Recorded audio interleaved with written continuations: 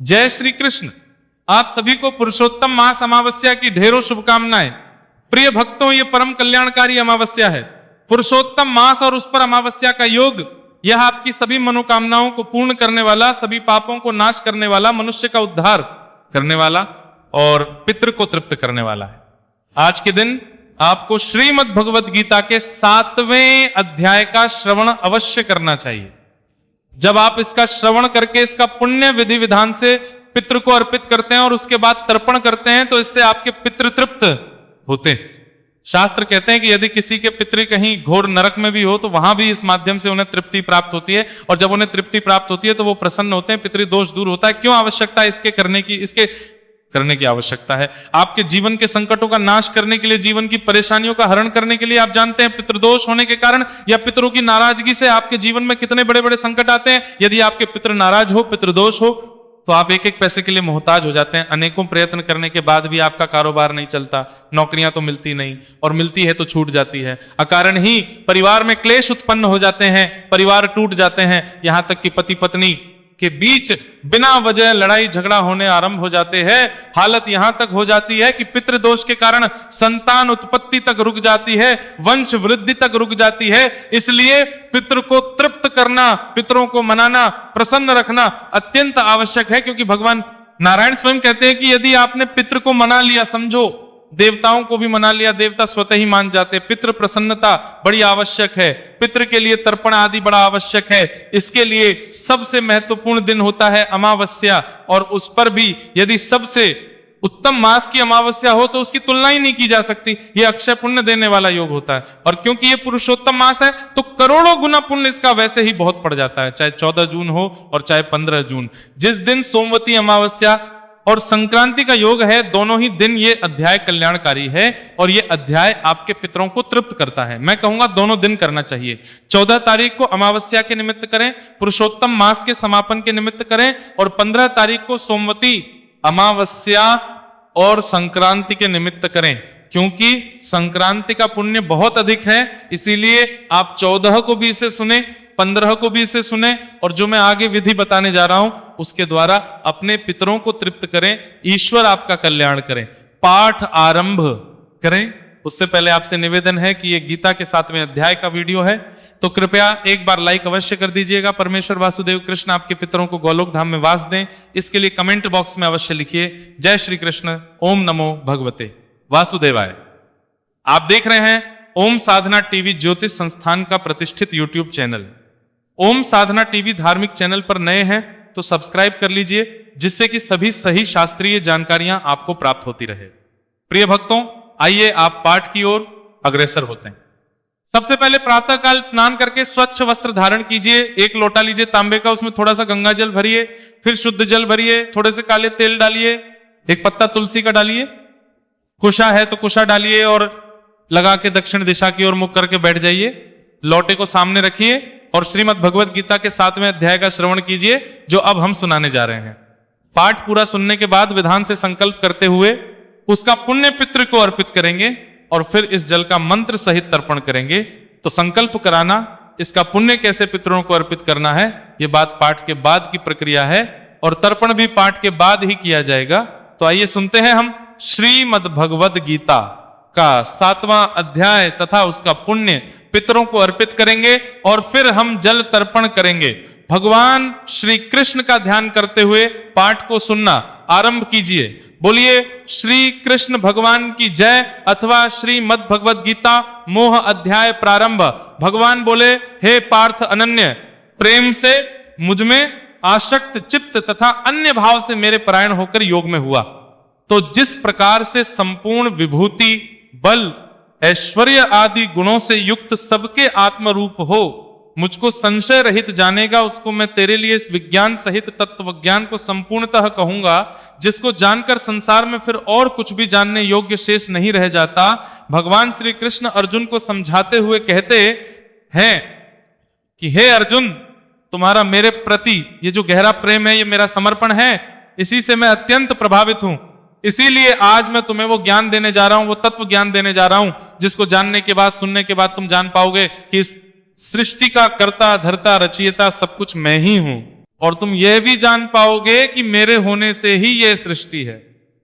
हे अर्जुन, आज मैं जो तुम्हें ज्ञान देने जा रहा हूं ना, उसके बाद इस संसार में कुछ भी जानने योग्य शेष ही नहीं रह जाएगा। हे अर्जुन, हजारों मनुष्यों में कोई एक मेरी प्राप्ति के लिए यत्न करता है, और उन यत्न करने वाले योगियों में भी कोई एक मेरे परायण होकर मुझको तत्व से अर्थात यथार्थ रूप से जानता है।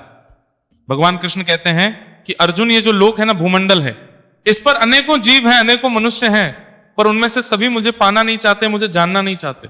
कोई विरले होते हैं जिनके भीतर ये जागृति आती है कि वो मुझे समझना चाहते हैं, जानना चाहते हैं, और वो मुझको भजते हैं। और उन विरलों में भी कोई एक होता है जो मुझे यथार्थ रूप से जान पाता है, अन्यथा सब तो जान भी नहीं पाते। हे अर्जुन, पृथ्वी, जल, अग्नि, वायु, आकाश, मन, बुद्धि और अहंकार भी इस प्रकार, यह 8 प्रकार के भेदों वाली तो अपरा अर्थात मेरी जड़ प्रकृति है। और हे महाबाहु, इससे दूसरी को जिससे यह संपूर्ण जगत धारण किया जाता है, मेरी जीव रूपा परा अर्थात चेतन प्रकृति जान। भगवान कृष्ण कहते हैं कि मेरी 2 प्रकार की प्रकृतियां हैं, एक जड़, एक चेतन। जड़ प्रकृति जो है उसमें पृथ्वी, जल, वायु, आकाश, मन और बुद्धि आती है, और जो इस संसार को धारण करती है, इस जगत को धारण करती है, मेरी जो जीव रूपा प्रकृति है, वो इसका भरण, पोषण और धारण करती है। कहते हैं कि हे अर्जुन, तू ऐसा समझ कि संपूर्ण भूत इन दोनों प्रकृतियों से ही उत्पन्न होने वाले हैं, और मैं संपूर्ण जगत का प्रभव तथा प्रलय हूं, अर्थात संपूर्ण जगत का मूल कारण। भगवान कृष्ण कहते हैं जितने भी जीव हैं, जितने भी शरीर हैं, ये सब इन 2 प्रकृतियों से ही उत्पन्न होते हैं। जो ऊपर अभी बताई भगवान ने 2 प्रकार की प्रकृति, जड़ और चेतन, इन्हीं से उत्पन्न होते हैं, और संपूर्ण जगत का उत्पत्ति करता, पालन करता और प्रलय करता मैं ही हूं, अर्थात भगवान वासुदेव ही हैं। कहते हैं कि संपूर्ण जगत के होने का मूल कारण मैं ही हूं, अर्थात वासुदेव कृष्ण ना हो तो यह जगत ही ना होगा। हे धनंजय, मुझसे भिन्न दूसरा कोई परम कारण नहीं है। यह संपूर्ण जगत सूत्र में, सूत्र के मनियों के मुझ में गुत्था हुआ है कि हे अर्जुन, मेरे सिवा और कोई कारण नहीं। सृष्टि के होने का ये जो जगत है ना, ये मेरे भीतर इस प्रकार से समाहित है। जैसे समुद्र में मणियां एक दूसरे से गुत्थी रहती है, उसी तरह ये संसार मेरे भीतर ही रचा बसा है, मेरे अलावा कोई और इसके होने का कारण नहीं है। हे अर्जुन, मैं जल में रस हूं, चंद्रमा और सूर्य में प्रकाश हूं, संपूर्ण वेदों में ओंकार हूं, और आकाश में शब्द हूं, तथा पुरुषों में पुरुषत्व हूं। भगवान कृष्ण कहते हैं कि अर्जुन, ये जो जल है ना, उसका मूल तत्व क्या है? रस। वो रस मेरे होने से ही है, अगर मैं ना हूं तो वो रस ना होगा। चंद्रमा, सूर्य जिस प्रकाश से प्रकाशित होते हैं, अगर भगवान वासुदेव कृष्ण ना हो तो वह प्रकाश नहीं होगा। भगवान वासुदेव कृष्ण के होने से ही चंद्रमा और सूर्य प्रकाशित होते हैं। संपूर्ण वेदों में जिस ओंकार की पूजा होती है, वह ओंकार भी भगवान वासुदेव कृष्ण ही हैं। और आकाश में जो शब्द गुंजायमान होते हैं, वो शब्द भी भगवान के ही कारण हैं। और पुरुषों में जो पुरुषत्व होता है, जिसकी महिमा आती है, वो पुरुषत्व भी कोई और नहीं, भगवान वासुदेव के होने के कारण ही है। मैं पृथ्वी में, पवित्र गंध अग्नि में, तेज तथा संपूर्ण भूतों में उनका जीवन हूं।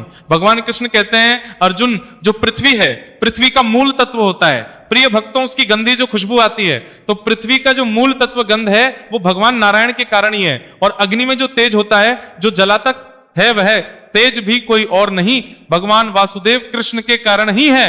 तथा संपूर्ण भूतों में उनका जीवन हो। ये जितने भी शरीर है, चाहे वो किसी भी प्रकार के हो, किसी भी योनि के हो, जलचर है, वंचर है, जीव है, जंतु है जल में रहने वाले, वन में रहने वाले है, मनुष्य है, पशु है, पक्षी है, जितने भी जीव है, ये शरीर है, उन सब में जीव कौन है? उनमें जीवन भगवान नारायण के कारण ही है। भगवान नारायण ना हो तो उनमें जीवन नहीं होगा। और तपस्वियों में जो तप है, वो भी भगवान वासुदेव के कारण ही है। कहते हैं हे अर्जुन, तुम संपूर्ण विभूतों का सनातन बीज मुझको ही जान। मैं बुद्धिमानों की बुद्धि और तेजस्वियों का तेज हूं। कहते हैं ये जितने भी जीव जल रहे हैं ना, देखिए बीज क्या होता है? बीज वो जिससे फसल उत्पन्न होती है। आप जानते हैं किसान खेतों में बीज बोता है तो उससे फसल उत्पन्न होती है। तो इस संसार में ये जितने भी जीव चल रहे हैं, जीव, जंतु, पशु, पक्षी, जलचर, वंचर, जितने भी शरीर हैं, उन सब का मूल बीज भगवान नारायण ही हैं, भगवान वासुदेव ही हैं। कहते हैं कि मुझको ही उन सब का मूल बीज समझना चाहिए। मैं ना हूं तो ये कोई ना होगा। और बुद्धिमानों में जो बुद्धि होती है ना, कुशाग्र बुद्धि, वह बुद्धि भी भगवान नारायण के होने से ही है।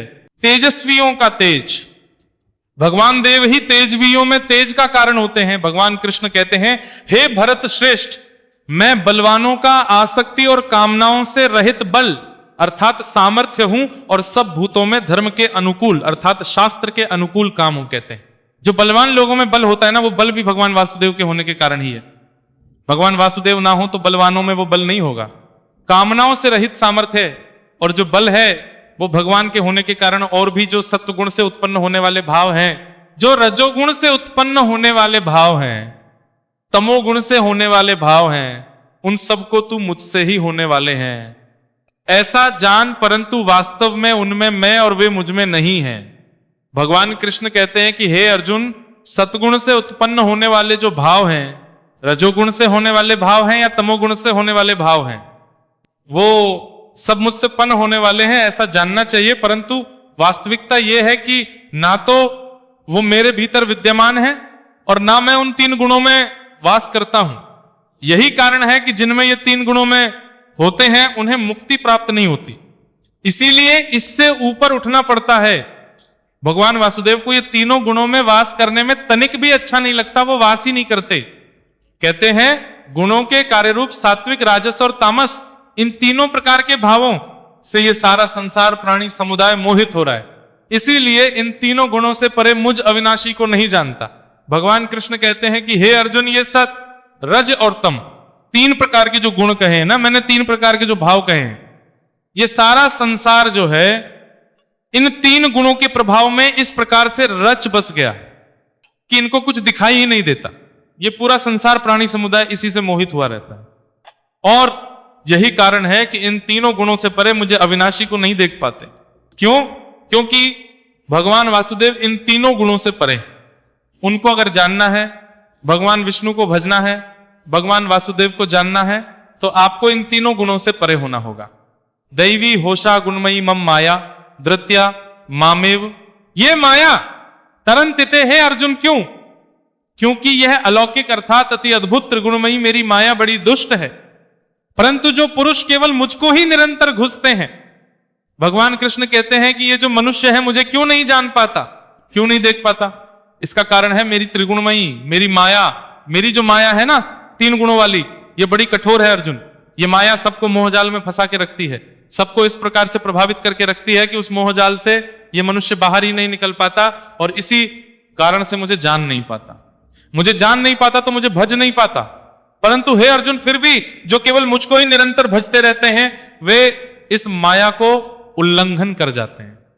कहते हैं ऐसा नहीं है कि कोई मुझे भज ही नहीं पाता या मुझे जान ही नहीं पाता। कुछ ऐसे विरले भी होते हैं जो इस माया के भाव से, प्रभाव से बाहर निकल पाते हैं, और जो मनुष्य इस माया से बाहर निकल पाते हैं, जो मुझे भजते हैं, वो मुझे प्राप्त हो जाते हैं। वे इस माया का भी उल्लंघन कर जाते हैं। जो मुझे भज लेते हैं वो मनुष्य इस माया के प्रभाव से बाहर हो जाते हैं और इस संसार से डर जाते हैं। हे अर्जुन, माया के द्वारा जिनका ज्ञान हरा जा चुका है, ऐसे स्वभाव को धारण किए हुए मनुष्यों में नीच दूषित कर्म करने वाले मूढ़ लोग मुझको नहीं भजते। भगवान श्री कृष्ण कहते हैं कि अर्जुन, ये जो मनुष्य है ना, जब इन पर माया का प्रभाव हो जाता है, माया के प्रभाव में आ जाते हैं, उन तीन गुणों के प्रभाव में आ जाते हैं, तो ऐसे मनुष्यों का जो स्वभाव है वो असुरों के जैसा हो जाता है।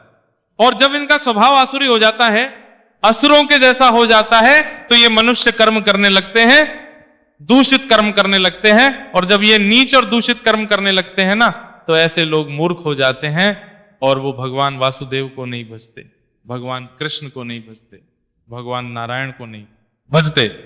हे व्रतवंशियों में श्रेष्ठ अर्जुन, उत्तम कर्म करने वाले अर्थार्थी, अर्थ जिज्ञासु और ज्ञानी, ऐसे चार प्रकार के भक्तजन मुझे भजते हैं। भगवान श्री कृष्ण अपने भक्तों का एक विशेषता बता रहे हैं कि किस प्रकार के उनके भक्त हैं। कहते हैं कि अर्थार्थी, अर्थ, जिज्ञासु और ज्ञानी, ये चार प्रकार के भक्त हैं उनके, जो उनको भजते हैं। उनमें भी नित्य मुझ में एक ही भाव से स्थित अनन्य प्रेम भक्ति वाला ज्ञानी भक्त यह अति उत्तम है। क्यों? क्योंकि मुझको तत्व से जानने वाले ज्ञानी को मैं अत्यंत प्रिय हूं और वह ज्ञानी मुझे अत्यंत प्रिय है। भगवान श्री कहते हैं कि चार प्रकार के भक्त हैं उनके, उनमें भी जो ज्ञानी भक्त है ना, वो उन्हें सबसे अधिक प्रिय है। कहते हैं उदारहा सर्व कहते हैं, ये सभी उदार हैं, परंतु ज्ञानी तो साक्षात मेरा स्वरूप ही है, ऐसा मेरा मत है। ऐसा भगवान वासुदेव का कहना है कि जो ज्ञानी भक्त है वो साक्षात भगवान का स्वरूप है। क्यों? क्योंकि वह मदगत मन बुद्धि वाला ज्ञानी भक्त अति उत्तम गति स्वरूप मुझ में ही अच्छे प्रकार से स्थित है। भगवान वासुदेव में ही सदा स्थित रहता है, सब महात्मा दुर्लभ। भगवान कृष्ण कहते हैं, हे अर्जुन, बहुत जन्मों के अंत के जन्म में तत्व ज्ञान को प्राप्त पुरुष सब कुछ वासुदेव ही हैं। इस प्रकार मुझको बचता है वह महात्मा अत्यंत दुर्लभ है। कहते हैं कि ऐसी जीवात्मा का मिलना, देखिए जीवात्मा है ना, इसके हजारों जन्म होते हैं, एक जीवात्मा हजारों बार जन्म लेती है, पर अंत के जन्म में भी ये जीवात्मा जान पाए कि इस सृष्टि के कर्ता धर्ता रचयिता सब कुछ भगवान वासुदेव ही हैं। ऐसी जीवात्मा का मिलना अत्यंत दुर्लभ है। बड़ी विरली अजीवात्माएं होती हैं, बड़े विरले लोग होते हैं जो इतना जान पाते हैं। उन भोगों की कामना द्वारा जिनका ज्ञान हरा जा चुका है, वे लोग अपने स्वभाव से प्रेरित होकर उस नियम को धारण करके अन्य देवताओं को भोजते हैं, अर्थात पूजते हैं। भगवान कृष्ण है कि हे अर्जुन, भोगों की कामनाओं में मनुष्य सदा लगा रहता है। ये जो मनुष्य है ना, ये माया के प्रभाव से भोगों में डूबा रहता है। भोगों से अभिप्राय क्या है? भोगों से अभिप्राय है मनुष्य की इच्छाएं। मुझे ये पाना है, मुझे ये करना है, मुझे ये चाहिए, मुझे वो चाहिए। जिसके पास धन नहीं उसे धन की लालच, जिसके पास धन है उसको और अधिक धन का लालच। कामना, किसी को संतान की कामना, किसी को स्त्री की कामना, किसी को ऊंचे पद की कामना, किसी को व्यवसाय की कामना। तो मनुष्य सदा में डूबा रहता है। उसकी इच्छाएं जो है ना, वो कभी पूरी ही नहीं होती। एक इच्छा पूरी होती है, 10 और जागृत हो जाती है। तो कहते हैं कि कामनाओं के द्वारा इस मनुष्य के चित्त का ज्ञान का हरण हो चुका है, और इसी कारण से वो अपने स्वभाव से प्रेरित होकर, अब उसका क्योंकि स्वभाव ऐसा हो गया है, अलग अलग कामनाओं को पूरा करने में लगा रहता है, इसीलिए उस नियम को धारण करके अन्य देवताओं को भजते हैं। ये क्या करते हैं कि कभी उस देवता को भजेंगे, इनको लगेगा इस कामना की पूर्ति ये देवता करेंगे, तो उस देवता को पूजने लग जाते हैं। फिर कोई कहता है कि इस कामना की पूर्ति ये देवता करेंगे, तो उसको पूरा करने के लिए उस देवता को भजने लग जाता है। तो ये मनुष्य अन्य देवताओं को भजने लग जाता है अपनी कामनाओं की पूर्ति के लिए। जो सकाम भक्त जिस देवता के स्वरूप को श्रद्धा से पूजना चाहता है, उस भक्त की श्रद्धा को मैं उसी देवता के प्रति स्थिर कर देता हूं। तो यहां पे भगवान जो बता रहे हैं, वो कहना चाह रहे हैं कि देखिए, भक्ति ना 2 प्रकार की होती है। एक होती है सकाम भक्ति, एक होती है निष्काम भक्ति। आजकल भक्ति हो ही नहीं रही है, मैं ऐसा मानता हूं। अब आप कहेंगे पंडित तो बहुत हो रही है। आप मंदिरों में जाओ, भीड़ बहुत है। आप धार्मिक स्थल पे जाओ, पैर रखने को जगह नहीं, ट्रेन में सीट नहीं, बस में सीट नहीं, इतनी भक्ति हो रही है, पर वो सब सकाम भक्ति है, जिसके विषय में भगवान कृष्ण यहां कह रहे हैं कि ये जो मनुष्य है ना, वो कामनाओं की पूर्ति के लिए भक्ति करता है। हे देवी मां, मुझे पोता दे दो, मैं आपके दर पे दर्शन के लिए आऊंगी, सोने का या चांदी का छत्र चढ़ाऊंगी, आपका पाठ रखवाऊंगी, जगराता करवाऊंगी, मेरे बेटे की शादी करवा दो, बेटी की शादी करवा दो, नौकरी लगवा दो, व्यापार चलवा दो, भगवान मैं आपके दर पे इतनी परिक्रमा करूंगा या परिक्रमा करूंगी, ये कामनाएं है ना। इन इच्छाओं की पूर्ति के लिए तो हम भक्ति कर रहे हैं। आप देख लीजिए, किसी भी स्थल पे आप जाएंगे, या तो कामनाओं की पूर्ति करवाने के लिए आए है, वो भगवान से प्रार्थना करने, या जिनकी कामनाएं पूरी हो गई है वो इसलिए आए हैं कि हमने भगवान से ये मांगा था, भगवान ने दे दिया, इसलिए भगवान के दर्शन के लिए आए हैं। कोई इस उद्देश्य से जा ही नहीं रहा कि प्रभु बस आपकी कृपा मुझ पे रहे, मैं तो आपके चरण में हूं, आप सदा अपने चरणों में मुझे स्थान देते रहना। इस निष्काम कोई जा ही नहीं रहा, सब कोई ना कोई कामना लेके जा रहा है। भगवान कहते हैं कि जो कामनाओं में लगे हुए मनुष्य है ना, जब ये इस प्रकार से अन्य देवताओं को भजते हैं, तो भगवान श्री कृष्ण कुछ ऐसा करते हैं जिससे कि वो उन देवताओं के प्रति और अधिक समर्पित हो जाते हैं। आपने किसी देवता को पूजा, तो भगवान कुछ ऐसा करेंगे जिससे कि आपकी श्रद्धा उसी देवता में और बढ़ जाएगी। आप कहेंगे जी क्या करते हैं? भगवान कहते हैं कि आपने जो भी उस देवता से मांगा, वह पुरुष उस श्रद्धा से युक्त होकर उस देवता का पूजन करता है और उस देवता से मेरे द्वारा विधान किए हुए उन इच्छित भोगों को प्राप्त करता है। भगवान कृष्ण कहते हैं कि आप जब उस देवता से कुछ मांगते हैं ना, तो उसके भोग का निर्धारण, अर्थात उसका फल तो आपको भगवान विष्णु के द्वारा ही दिया जाता है, परंतु भगवान विष्णु स्वयं ना देके उस देवता के माध्यम से आपको देते हैं। तो इससे क्या होता है, आपको लगता है कि उसी देवता ने यह दिया है, पर आपकी श्रद्धा उस देवता के प्रति और अधिक बढ़ जाती है, ये भगवान विष्णु करते हैं।